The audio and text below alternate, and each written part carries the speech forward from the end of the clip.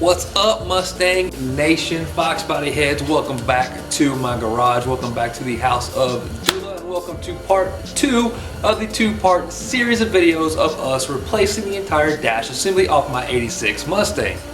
If you guys go back and watch part 1, you'll see that video is complete removal process, and we've just removed the entire dash. In this video, I've already somewhat prepped and painted, but this is going to be the reassembly and putting the stuff back in. So right behind me here, I got the dash ready to go, and I'm going to kind of go over real quick what we did yesterday, but then we'll get right to putting this thing back into the car. So I'm excited because this is where we put the car back together.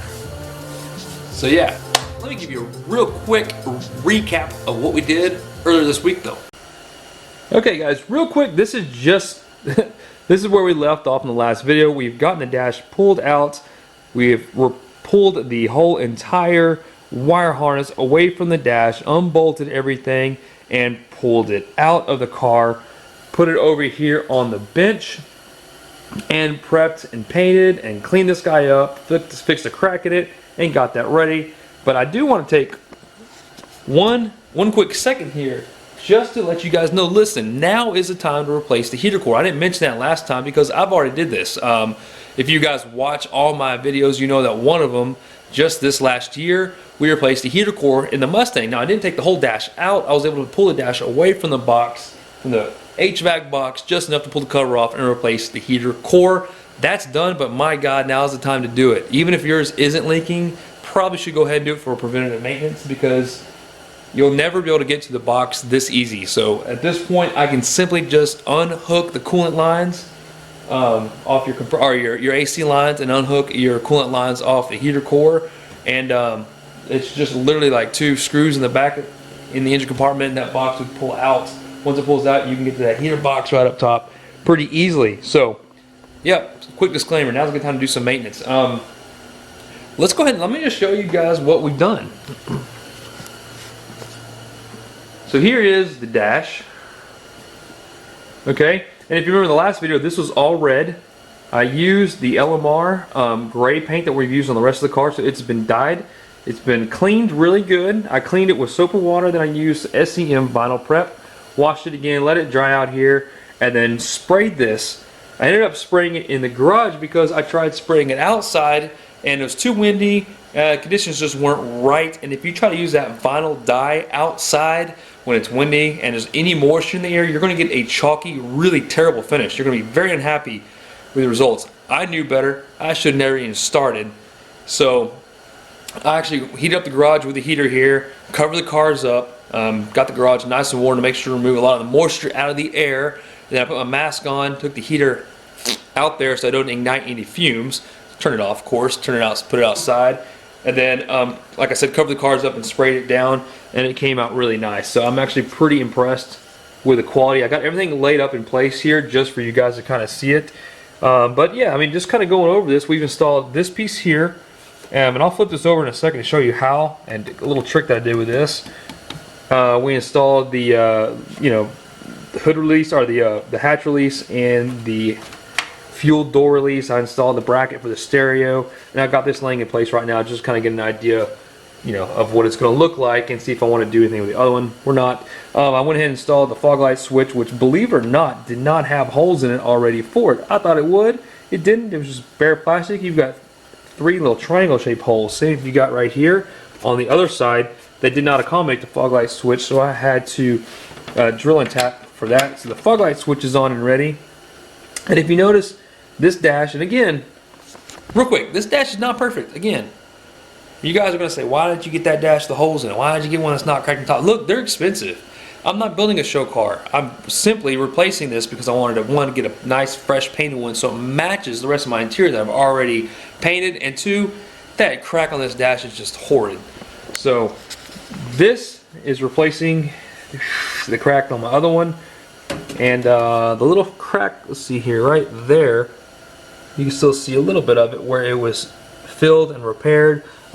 Just let you guys know, I just used some Gorilla Glue gel and layered it in there, put layers in it, kind of filled the crack up, and then when it's done, just painted the whole thing. So just to hopefully help keep that crack here from growing, but it was filled right there. There's a little tiny hairline crack in there. Okay, so I took a second to flip this over just so I can show you guys that there are a number of relays. You've got some relays that are in this location here on this back plate, and this is right here is your low fuel light module. So this is right here, and you want to make sure you transfer this. So this dash didn't have all this stuff in here, so what I did was just flip this one over, as you can see it there, and just slowly taking one piece at a time and moved it over. And then as I did that, I also moved the clips. So if this one had a clip on that one, I would move that clip to bring it over on this one. Going down the line, you'll notice that a clip location here is empty. That's because it was empty on that one, and that clip is still on the harness in the Mustang.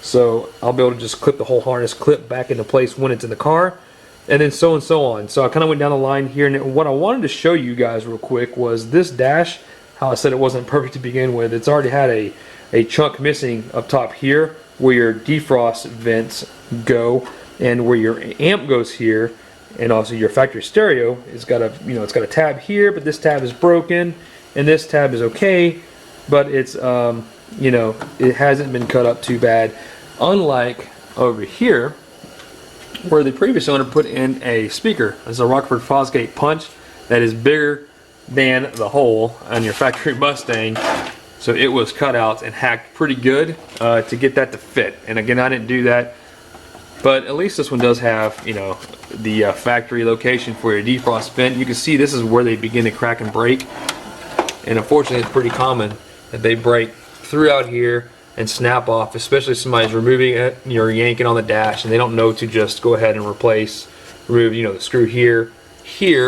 and the one up there that goes through the through the metal bracket, attaches up to your back of your dash. So these break a lot of times because people do that. So I haven't shown you guys yet, but I did get a correct set of speakers. The factory hole is a 3.5 inch. I did not want to cut this one up like my other one was. So instead of cutting it up, I just simply ordered Rockford Fosgate punch in a 3.5, and they're going to fit perfectly here and on this side as well. So once this is in place, I'll be able to have speakers without having the dash cut up any more so than it is. So I guess that's really it. I mean, as far as prepping this thing, painting it, moving the components over, I moved the switches, moved the harnesses, moved all the buttons and everything that I think I want to need to put this back in the car. Just kind of mirrored the other one, and then we're going to actually assemble this thing now. So yeah, let's do it. Quit talking, Mike. More assembly.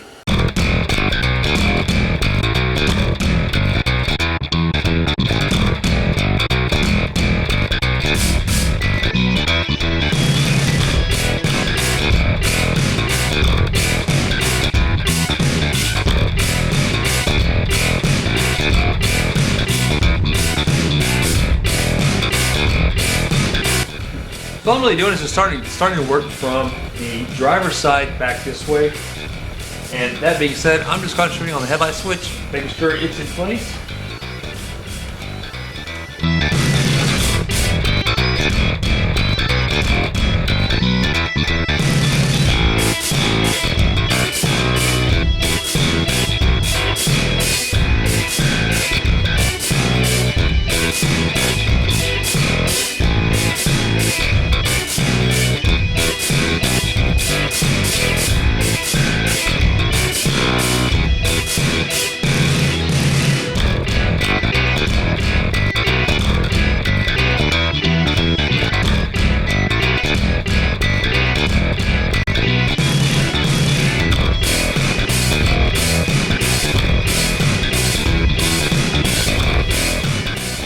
Okay, I know it still looks like a mess. I'm at a point here where I've got most of the wiring harness back in place where it should be, believe it or not. I did not find a clip. In fact, the other clip broke, and unfortunately I had to use zip ties here, guys, to hold the wiring harness in. So let's go back here. Let's just kind of go over what was done here. So the side connectors I took pictures of, put these back into place. Let's go this way. Put these back into place where they were supposed to be, plug them in. Kind of follow the wiring harness through here, plugged in all my sensors, and this guy has always been loose on my car. I don't know where it goes. This is a looks like the chime box But I'm going to try to look around and see if anybody knows where this goes. In the meantime, I've got it stuck under there. I'm going to have to secure that still. I've got all my, let's see, relays clicked in here. Got them plugged in. I've got the lights plugged in. I've got the low fuel plugged in. I got their loom. Got the wires routed where it needs to be. Plugged in the 2 switches for your hatch release and your fuel door release. Make sure the center console wires are pushed down. And got the stereo wires kind of in place there, and I've got the wires routed back up through your center column where it belongs, and I've got the wires kind of sticking out here where they're supposed to be, and I've pushed all the HVAC wires back out of the HVAC box. So the whole dash itself is still pulled way far out, but I've got all the wires in place where I need to be. I also wanted to make sure there's a ground wire right here that I made sure I reconnected, and I've got to tighten it down, so I don't want to forget to do that. But I did remember to put that guy in there. I made note to do that. So now we're kind of at the point where once that's tightened down, we're going to start hooking up the HVAC plastics. So I'll wipe this down before we put it in, but it's going to go in place right up here. So that's good. That goes right up above the wiring. And then we'll work it this way. So yeah, I'll hook up the main HVAC box and then the other ducting here for this side, and then hopefully once the ducting is in place, we have the screws. Remember, we took out screws on the front here to hold the ducting in place. Once we put the screws back in place along the front, that'll hold the ducting up against it, and then we can start pushing the dash up against everything and bolting it down. There's still a vacuum line I'm going to make sure I hook up and kind of go over some of these wires in the back that go in between the HVAC box and the dash to make sure they're kind of in place where they're supposed to be. But yeah, otherwise I'm trying to work easy. Make sure I don't put a lot of pressure on it. I definitely don't want to crack and split this new dash. So that's what I'm doing. It's really hard to film in this type of area and show every single connector. It takes a ton of footage because I'm learning it, kind of figuring it out as I go. Anyways, filming is kind of a distraction when it comes to details like this. So I'm trying to do the best to let you guys know step at a time what I've done and you know where we're at. So hang tight. We'll get there.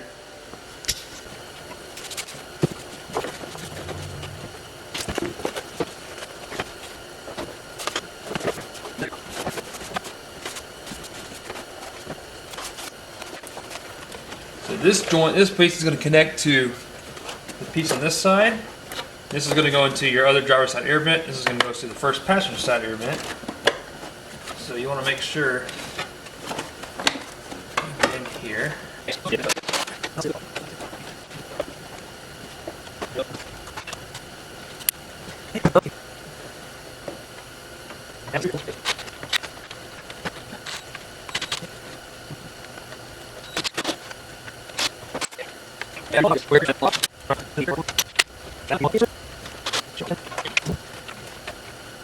This is all intact. I do have another one. I think I got to tighten. No, I got that one. There should be one there. This one here, a screw here, and then we got one on the front on the corner here, one here. So now the only air duct left is the vent here for your defrost. We'll get that in place, and we should be able to push the dash back up and actually start attaching everything. Yeah. Okay, again, the vacuum hose that goes to this actuator, make sure you plug it in right here. It routes this black wire right here underneath the box, so snake's underneath it, plugs it on this side, and the clip goes inside the box. You'll see a hole right there inside the box, and that's where that clip was that's holding the cable up against the box. So don't forget that guy and route it to this solenoid. There. Here. The screw back in the center here that holds it in place. Okay. Then we've got some attaching points here, here, there, what's missing on mine, and here as well.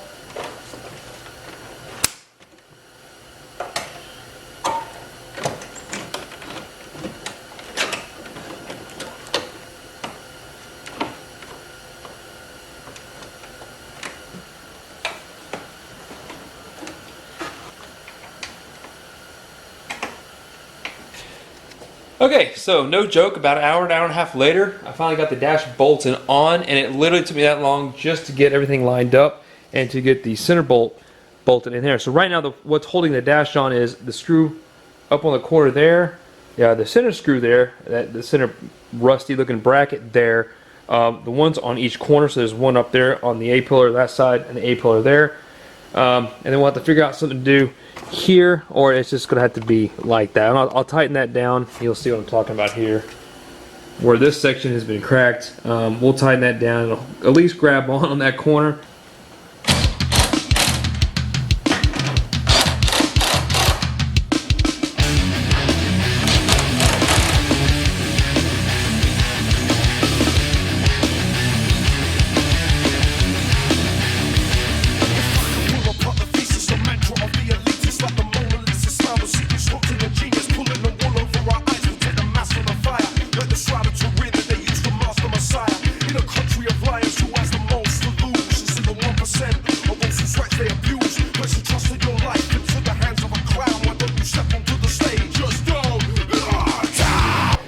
Actually, but we've made tons of progress. Oh my gosh, I'm really pretty excited to give you guys an idea on timeline. I started this thing at about 2 o'clock, and actually about 1:30, and it is now 6 p.m. So, you know, I don't know, I'm 4 or 5 hours into it today, and we're able to get everything back in. We can go ahead and put the speakers in now to know the stereo works like it should. I'll show you what we got here. So again, this factory Mustang speakers are 3.5 inches. So these are just little 3.5 inch Rockford Fosgate punches that should just pop right in here. And I tested this earlier. Yeah, of course the wire's in the way, but anyway, they go in without any interference.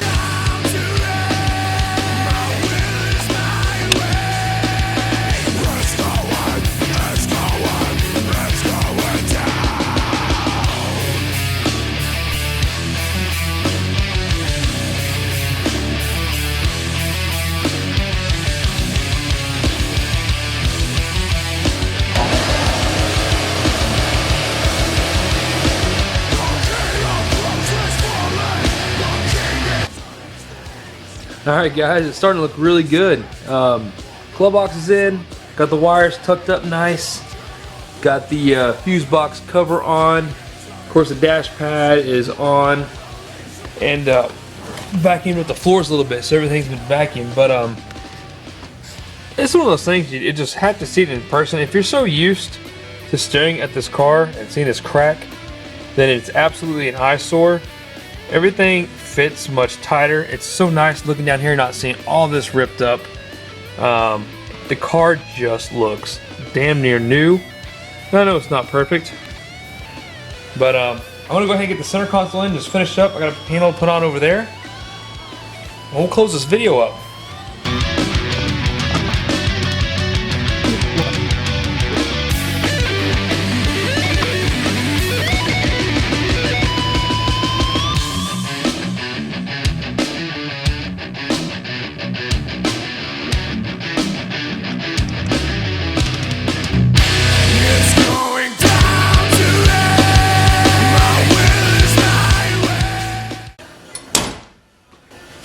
That's it, man. It's done. Took a day's work, but man, it was worth it. Alright, listen, bottoms up.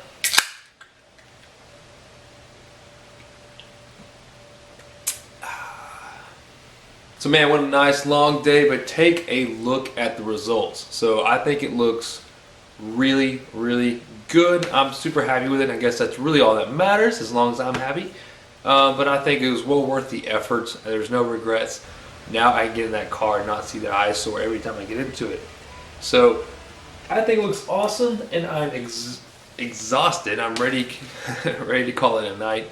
It's been a long week, so I hope you guys have an excellent week. Thank you again for watching. This concludes the part 2 of the dash assembly video. And make sure to follow me on Instagram so you can get updates on the things I'm working on. You can get an idea of what I'm shooting, because I'm taking pictures as I shoot the video and put them on Instagram. So follow me on Instagram, and then subscribe so you get notifications whenever I upload more stuff on our cool little blue 86 Fox project back here. So guys, thank you again for watching. Bottoms up. Cheers.